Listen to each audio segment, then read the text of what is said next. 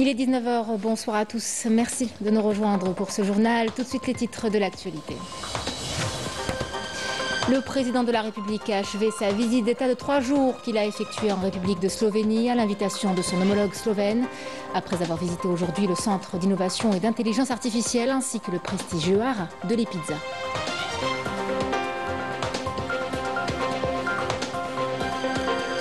L'Algérie et la Slovénie renforcent leur partenariat. Les deux pays affichent une volonté commune de coopérer davantage dans une déclaration commune, des mémorandums d'entente et un forum d'affaires. Il s'agit d'élargir les échanges économiques et de consolider les liens.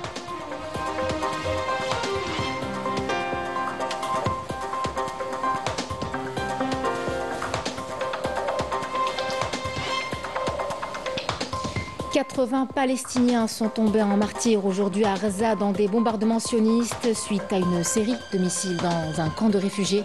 Une réalité de plus en plus dramatique évoquée lors de la réunion du Conseil de sécurité sur la situation au Moyen-Orient.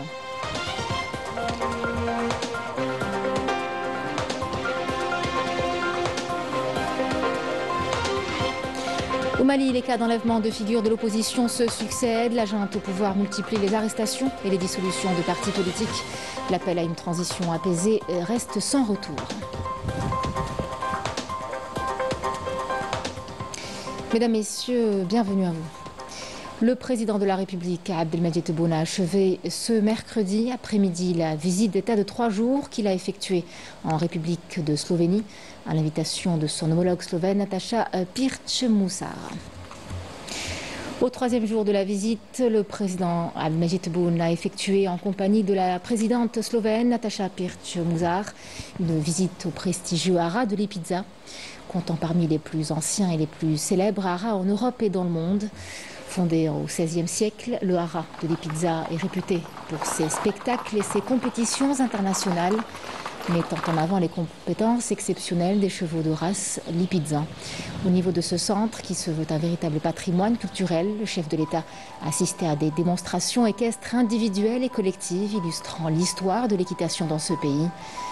Le président de la République a reçu sur place des explications exhaustives sur les activités de cet établissement et a exprimé son admiration pour les démonstrations présentées mettant en exergue les valeurs communes unissant l'Algérie et la Slovénie, notamment pour ce qui est de la préservation de l'identité et l'esprit créatif. Le président de la République a signé par la suite le livre d'or du centre et a reçu par la même occasion un présent symbolique à l'occasion de cette visite d'État.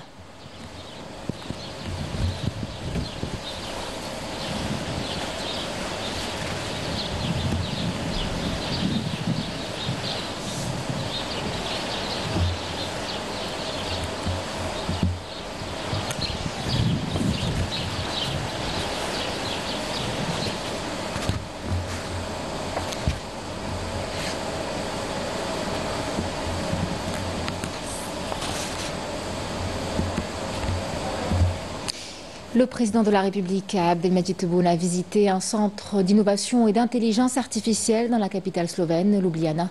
Le président s'est enquis des derniers projets de systèmes intelligents développés dans ce centre considéré comme l'un des plus importants en Slovénie. La visite du président dans ce centre s'inscrit en droite ligne avec la nouvelle orientation de l'Algérie vers l'économie de la connaissance.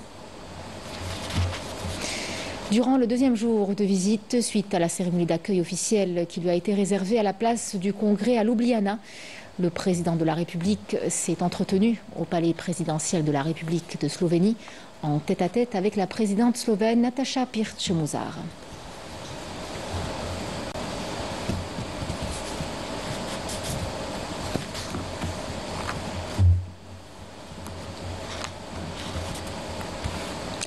Le président de la République a coprésidé par la suite avec la présidente de la République de Slovénie les entretiens élargis aux membres des délégations des deux pays. Des entretiens qui ont permis d'examiner de nouvelles opportunités de partenariat ainsi que les moyens de renforcer la coopération dans plusieurs domaines. Et puis dans une déclaration conjointe à la presse, le président de la République a souligné la convergence totale entre l'Algérie et la Slovénie concernant tous les dossiers, à commencer par la migration clandestine, l'intelligence artificielle, le domaine spatial, l'eau et l'environnement, affirmant que la voie était ouverte pour l'établissement de relations fortes et exemplaires entre les deux pays. Écoutons le président de la République.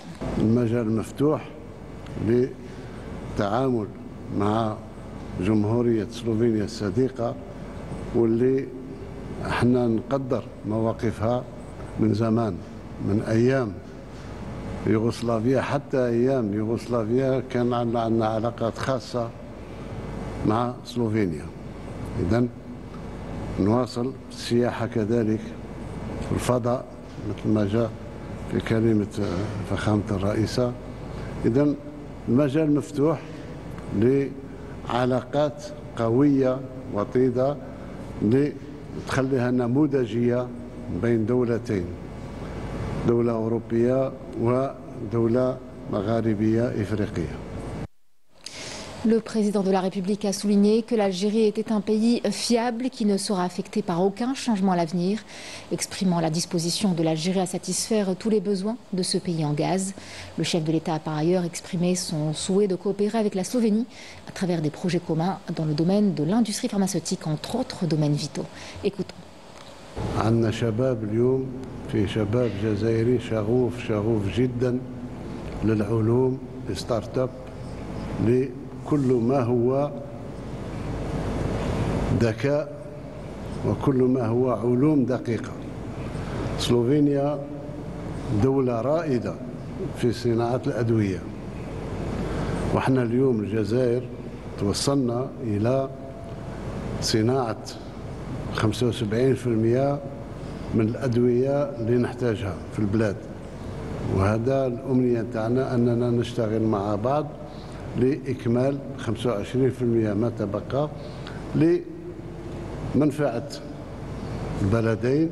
فيما يخص تمويل جمهورية سلوفينيا الصديقة بالغاز الجزائري، فنحن حاليا من أكبر الممولين لأوروبا فيما يخص الغاز الطبيعي، وطبعا الامتداد من إيطاليا نحو سلوفينيا ونحو دول أخرى شيء طبيعي. وإحنا مستعدين للاستجابة الإيجابية لكل طلبات نتاع سلوفينيا فيما يخص الطاقة.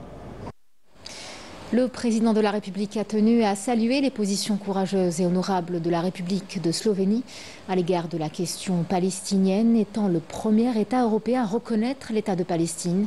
Abdelmadjid Tebboune a également salué sa position concernant la cause sahraoui, réitérant son souhait de parvenir à une solution juste à cette question sous l'égide des Nations Unies et qui consacre le droit du peuple sahraoui à l'autodétermination.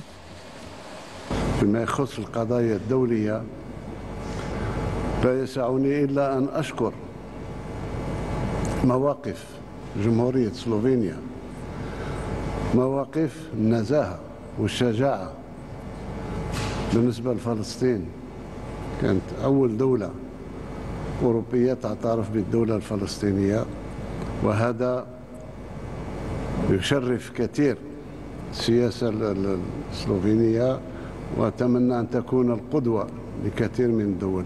كما أشكر فخامة الرئيسة على موقف سلوفينيا فيما يخص ما يجري في الصحراء الغربية. نتمنى حل يرضي الطرفين تحت إشراف الأمم المتحدة، وإذا القيام بتنظيم الاستفتاء من أجل تقرير المصير في الأراضي الصحراء الغربية. Le chef de l'État a affirmé que l'Algérie demeure un État pacifique dont la principale préoccupation est d'instaurer la paix dans la région, en Méditerranée et dans le monde. Rappelant que depuis l'indépendance, de grands efforts ont été déployés et continuent à l'être dans le but de parvenir à une résolution pacifique des crises. Écoutons le président de la République.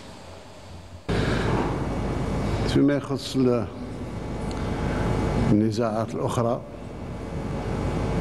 الجزائر رغم ما يقال هنا وهناك، ولكن الجزائر دولة مسالمة، شغلها الشاغل هو السلم في المنطقة، السلم في البحر الأبيض المتوسط، والسلم في العالم. منذ استقلالنا وإحنا نتدخل بين أصدقاء وغير الأصدقاء. أينما نشبت حرب تجد الجزائر تحاول أن تساوي الأمر أمور بسلاسة وبتفاهم بعيدين كل البعد عن العنف. De son côté, la présidente slovène a affirmé que la visite d'État qu'effectue le président de la République reflète l'excellence des relations entre les deux pays, soulignant leur volonté commune de renforcer la coopération bilatérale. La réunion d'aujourd'hui entre les deux présidents représente donc et reflète les bonnes relations qui lient les deux pays dans plusieurs secteurs, plusieurs domaines. Et l'Algérie et la Slovénie voudraient donc renforcer cette collaboration. C'est la raison pour laquelle maintenant le président Tebboune est accompagné par une forte délégation de ministres et d'hommes d'affaires algériens. Donc, les deux pays ont des relations amicales depuis très longtemps et particulièrement, et chaque pays honore l'autre. Donc la coopération économique entre les deux pays a commencé depuis l'ex-Yougoslavie. L'année dernière, nous avons donc établi des ambassades dans les deux pays et ceci va donner de l'importance à notre coopération. La visite, donc, les représentants des deux pays vont signer plusieurs mémorandums d'entente et de coopération également. Ceci va permettre d'abord d'accélérer la coopération avec les deux pays. Je voudrais souligner également qu'il y a des relations pas seulement bonnes, mais d'excellentes relations au niveau international, car l'Algérie et la Slovénie sont des membres non permanents du Conseil de sécurité de l'ONU pour le moment. Et pour ce qui est de la question du Sahara occidental, la présidente de la République de Slovénie a réaffirmé la position de son pays en faveur d'une solution juste à cette question sous l'égide des Nations Unies et basée sur le respect du droit du peuple sahraoui à l'autodétermination. Écoutons la présidente slovène. Du Moyen-Orient, de l'Afrique, nous avons parlé du Sahara occidental ainsi que de l'Ukraine et la région balkanique. J'ai informé le président que la Slovénie est pour un règlement pacifique au Moyen-Orient et en Afrique. La Slovénie est en faveur des perspectives, le développement de la région des Balkans. Concernant la question du Sahara occidental, la position de la Slovénie est claire. Nous sommes pour avoir une solution acceptable pour les deux parties au sein des Nations Unies, basée sur un compromis, en tenant en considération les droits de l'autodétermination et aussi, c'est-à-dire conformément aux résolutions des Nations Unies et à la Charte des Nations Unies également. Et avant la signature de la déclaration commune entre l'Algérie et la République de Slovénie, actant l'établissement d'un véritable partenariat stratégique à la hauteur des relations exceptionnelles liant les deux pays et des potentialités de coopération offertes, le président de la République, Abdelmadjid Tebboune, s'est entretenu avec le Premier ministre slovène, Robert Golob. Les deux parties ont abordé les mécanismes d'activation de ce partenariat dans différents domaines vitaux. Le président de la République a procédé en compagnie du Premier ministre slovène Robert Golob à la signature de la déclaration commune entre l'Algérie et la République de Slovénie.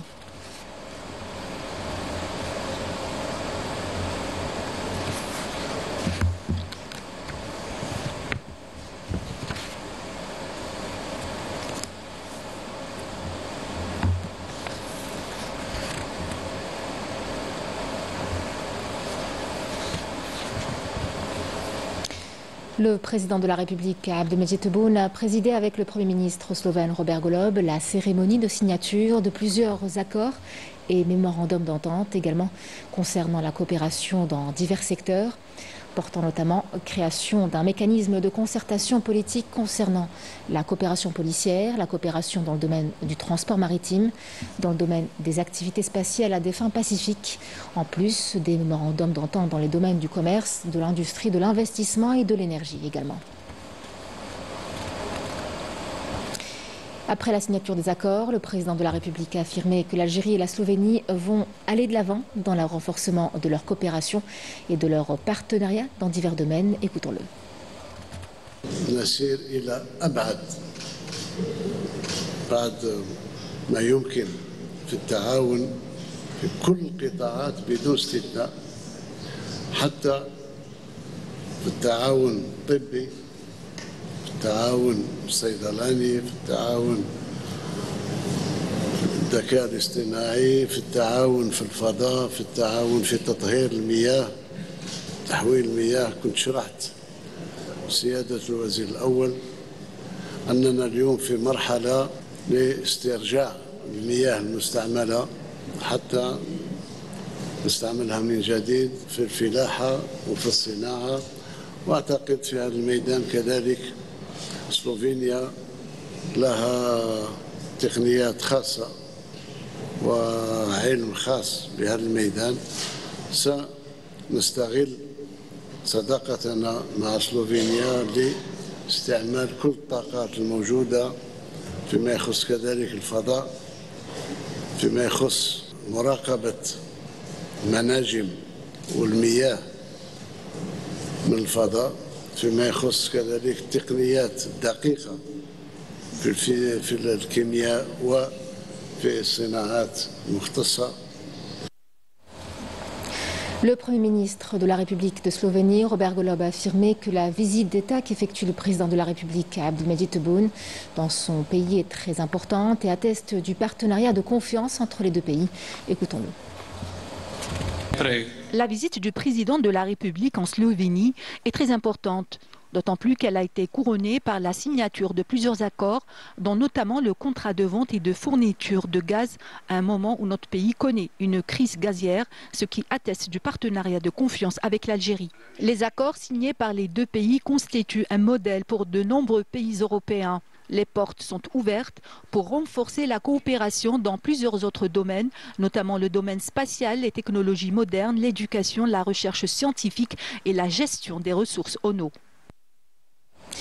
À son arrivée au siège de l'Assemblée nationale de la République de Slovénie, le président de la République a signé le livre d'or de l'Assemblée.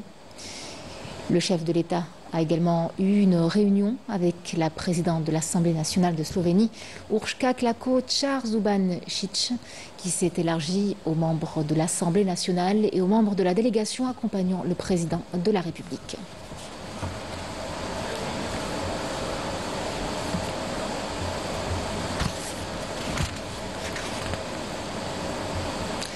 Le président de la République a coprésidé avec la présidente de la République de Slovénie l'ouverture des travaux du Forum algéro-slovène des hommes d'affaires.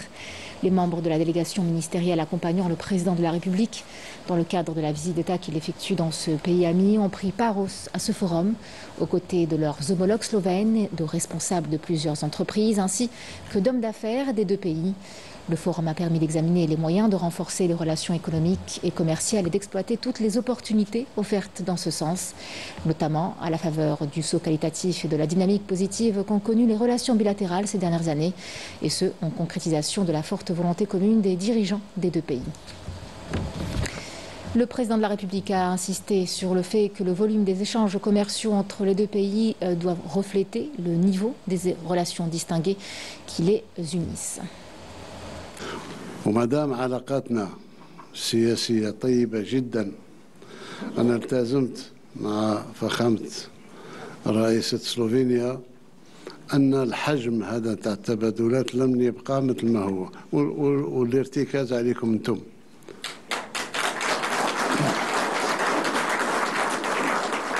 إذا معا أنتم وإحنا لازم التبادلات تكون أقوى من هذا بكثير، وتكون تعكس العلاقات اللي موجودة عندنا حاليا بيننا وبين الجزائر. اليوم هو ثالث اقتصاد في إفريقيا، ربما هذه 7 سنوات 8 سنوات كنا في وسط الترتيب إن لم أقول في ديل الترتيب. خارج المحروقات ما كان عندنا حتى إنتاج. اليوم بفضلكم وفضل الرجال اللي ما كان لهمش الحظ باش يشاركوا معنا في هذا الاجتماع، وصلنا إلى درجة أو مرتبة الاقتصاد الثالث في إفريقيا. Le chef de l'État a souligné que l'Algérie est le seul pays africain à ne pas avoir de dette extérieure, ce qui témoigne de la force de l'économie algérienne, expliquant que 13 000 projets ont été enregistrés au niveau de l'Agence algérienne de promotion de l'investissement. Écoutons-le. بالإنتاج اللي ماشي يتقوى بما يقارب 13,000 مشروع استثماري مطروح اليوم على مستوى لابي. إذن طموحنا كبير، طموح الجزائريين والجزائريات كبير في التنمية. البلد الوحيد في إفريقيا اللي ما عليش ولا سنتيم مديونية، هذا مؤشر قوي.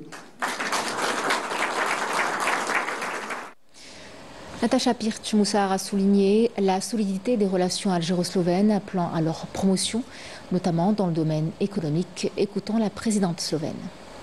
La Slovénie et l'Algérie ont travaillé pendant plusieurs années à renforcer leur amitié. Au cours de ces années, nous avons constaté à plusieurs reprises que nos deux pays sont capables de bâtir des relations solides. Nos pays partagent un partenariat politique, économique et culturel. En conséquence, 2 ambassades ont été ouvertes l'année dernière, l'une à Ljubljana et l'autre à Alger. Aujourd'hui, l'économie n'est pas seulement une question importante, mais elle est aussi un pont entre les deux nations. C'est un chemin vers un développement commun et un moyen de créer des emplois, ainsi que de faire face aux défis communs. La Slovénie constitue un excellent point de départ pour accéder au marché de l'Union européenne et est ouverte à travailler avec l'Algérie, qui représente un point d'accès à l'Afrique. Au Palais-Musée Bordeaux, l'un des plus importants monuments historiques et culturels de Slovénie, la présidente slovène Natacha Pirc-Moussar a organisé une célébration officielle et un dîner en l'honneur du président de la République, Abdelmadjid Tebboune, en reconnaissance de la profondeur des relations d'amitié et d'appréciation, une réaffirmation de la volonté politique de développer le partenariat bilatéral et de les hisser vers des horizons prometteurs. Le président de la République a pris par la suite une photo souvenir avec son homologue slovène ainsi que les membres de la délégation algérienne qui l'accompagnaient.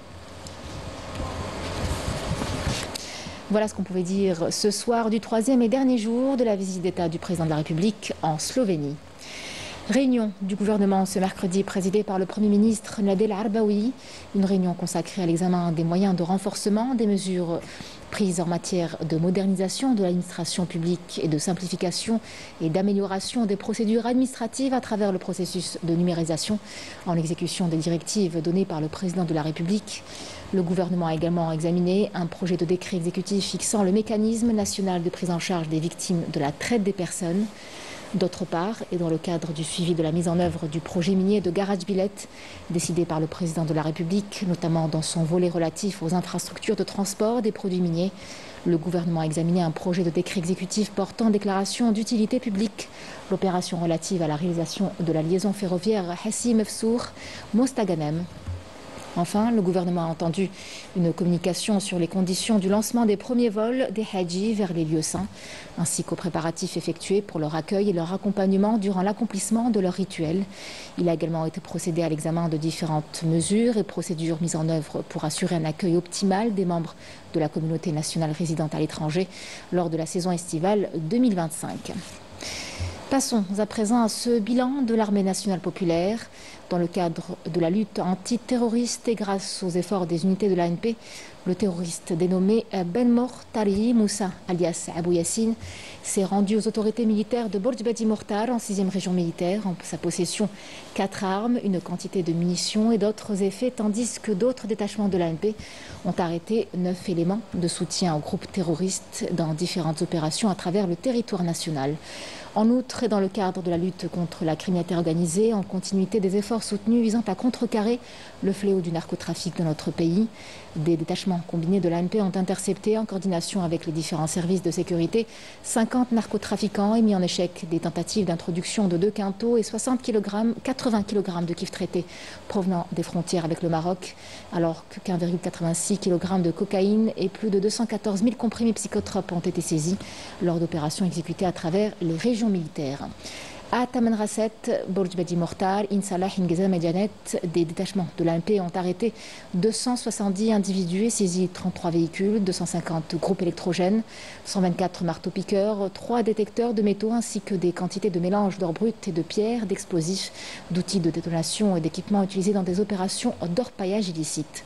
De même, 14 autres individus ont été arrêtés, un pistolet automatique, 11 fusils de chasse, près de 78 000 litres de carburant, ainsi que 60 quintaux de tabac et 17,2 tonnes de denrées alimentaires destinées à la contrebande et la spéculation ont été saisis lors de différentes opérations. Par ailleurs, les gardes-côtes ont mis en échec sur les côtes nationales des tentatives d'émigration clandestine et procédé au sauvetage de 203 individus à bord d'embarcations de construction artisanale, alors que 1049 immigrants clandestins de différentes nationalités ont été arrêtés à travers le territoire national. Fin de ce bilan de l'ANP. Dans l'actualité internationale, au moins 80 Palestiniens sont tombés en martyrs aujourd'hui à Gaza, dans les bombardements menés par les forces d'occupation sionistes qui ont lancé une série de missiles sur des maisons de civils palestiniens dans le camp de réfugiés de Jabalia et de Jabalia al-Baled, dans le nord de la ville. La plupart des victimes sont des enfants et des femmes. Pour rappel, l'entité sioniste a repris son agression le 18 mars dernier au niveau de l'enclave palestinienne après une interruption de plus de 2 mois consécutive à un accord de cessez-le-feu. La question palestinienne a été en tout cas abordée lors de la réunion du Conseil de sécurité sur la situation au Moyen-Orient. L'Algérie a d'ailleurs réitéré son appel à la fin immédiate de l'agression sioniste contre la bande de Gaza et à la levée du blocus imposé sur l'enclave. Toufiq Koudri, membre de la délégation algérienne, a déclaré que le blocus imposé par l'antisioniste est une violation flagrante du droit international et en causé une véritable catastrophe humanitaire. Une situation qu'aucun mot ne pourrait décrire ou même illustrer. Pour la première fois, un haut responsable de l'ONU parle de génocide à Gaza. Tom Fletcher dénonce une situation insoutenable sur le terrain. Les hôpitaux sont à l'arrêt, les stocks de médicaments totalement épuisés et des camions d'aide bloqués aux portes de l'enclave. La bande de Gaza, déjà à genoux, est aujourd'hui au bord de la famine. Yasmine Messaoudi.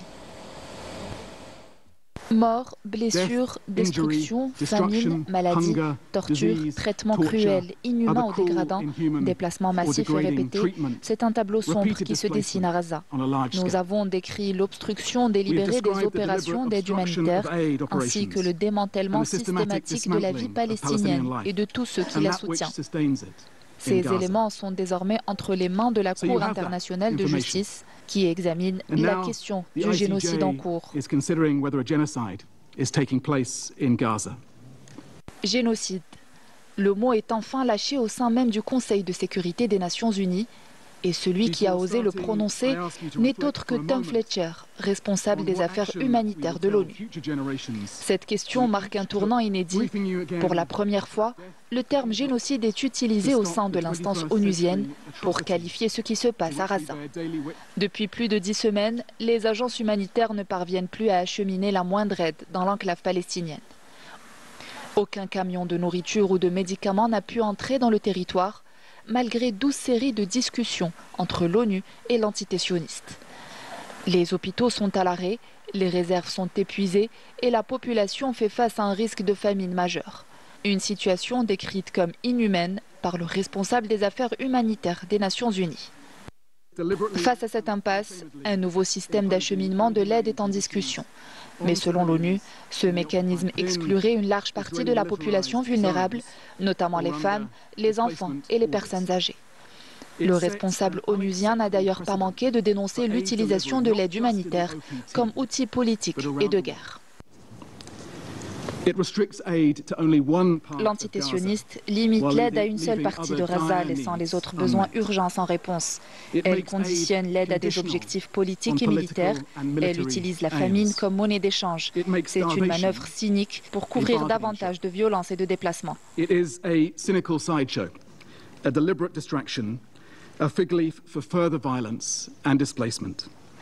À ce jour, aucun accord n'a permis de rouvrir l'accès humanitaire dans la bande de Gaza. Pour les Nations Unies, chaque jour de blocage supplémentaire aggrave une situation déjà désastreuse. Au Mali, la répression s'intensifie. Les cas d'enlèvement de figures de l'opposition se succèdent, à vrai dire. Plusieurs opposants ont disparu sans laisser de traces, alors que la junte au pouvoir multiplie les arrestations et les dissolutions de partis politiques. L'appel à une transition apaisée reste sans retour et Assimi Goïta semble bien décidé à s'accrocher au pouvoir sans élection pour un mandat prolongé. Badi Amarni. Au Mali, c'est l'impasse. La situation empire de plus en plus ces dernières 24 heures. 2 opposants ont disparu des radars alors qu'ils préparaient un rassemblement de l'opposition à Bamako.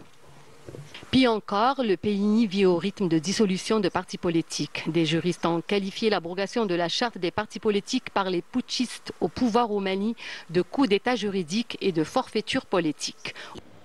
C'est martial tout ça. Je pense qu'on n'est pas à une violation près. Le régime militaire de Bamako a procédé méthodiquement. Dans un premier temps, ils ont suspendu l'ensemble des activités politiques. Dans un deuxième temps, ils ont déféré les lois sur le cadre juridique et sur le statut de l'opposition pour les faire abroger hier. Et ce matin, un décret a promulgué cette loi d'abrogation et dans la foulée, le décret de dissolution des partis politiques est intervenu. Il est clair aujourd'hui que c'est une chape de plomb qui s'installe au Mali.